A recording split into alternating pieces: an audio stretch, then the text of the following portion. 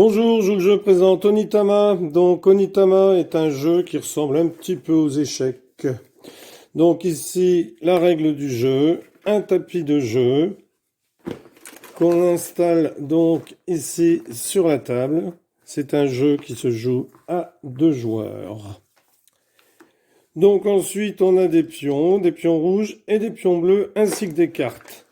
Donc on installe le maître sur son trône rouge, le maître bleu sur son trône bleu, et puis les adeptes, les protés, les cavaliers, les chevaliers, les soldats des maîtres se placent à côté. Ensuite, eh bien, il y a des cartes. Dans ces cartes, nous allons les mélanger et en prendre 4. Donc une et une que nous allons mettre au milieu. Les autres sont remises dans la boîte. Les joueurs retournent leurs cartes. Donc le sanglier et le bœuf ici. Et le dragon et le lapin pour le joueur adverse.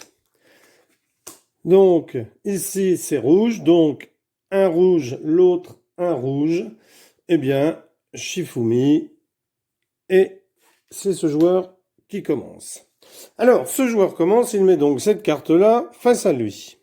Il va devoir jouer une de ces 2 cartes. Le but du jeu, c'est, pour gagner, soit d'emmener son maître à la place de l'autre, bien entendu, qu'il y soit ou qu'il n'y soit pas, soit capturer le maître avec un des soldats. Pour jouer, c'est très simple. Ici, le joueur va pouvoir déplacer n'importe lequel de ses pions, son pion étant représenté par la case noire, en allant à droite, à gauche ou tout droit. Bien entendu, celui-là ne pourra aller que tout droit, puisqu'il ne peut pas aller à gauche, il sort du tapis, et à droite, il y en a déjà. Celui-là, par exemple, eh bien, ni à droite ni à gauche, il pourrait aller comme ceci. Pareil ici, le joueur peut jouer soit une, soit l'autre carte. Donc, s'il décidait, par exemple, ici, eh bien, il pourrait jouer ici. Il ne pourrait pas jouer à droite et ni aller en arrière, puisqu'il n'y a pas de case. Donc, admettons que ce joueur joue cela, tout en sachant qu'il faut qu'il regarde les 2 cartes que son adversaire a. Car il faut essayer de ne pas se faire attraper. Soit un soldat, soit le maître, auquel cas la partie serait perdue.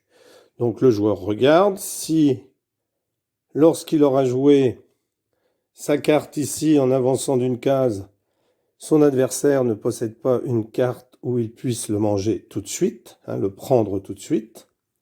Et alors à ce moment-là, lorsqu'il a joué, il met sa carte ici et il prend celle-ci. Et c'est au joueur en face de jouer une de ces cartes. Donc, toujours pareil, le noir représente la case sur laquelle est le pion, et ensuite, eh bien, il a droit à tous ses déplacements. Donc, il pourrait très bien choisir de prendre celui-là, 1, 2, 1. Et il arriverait ici.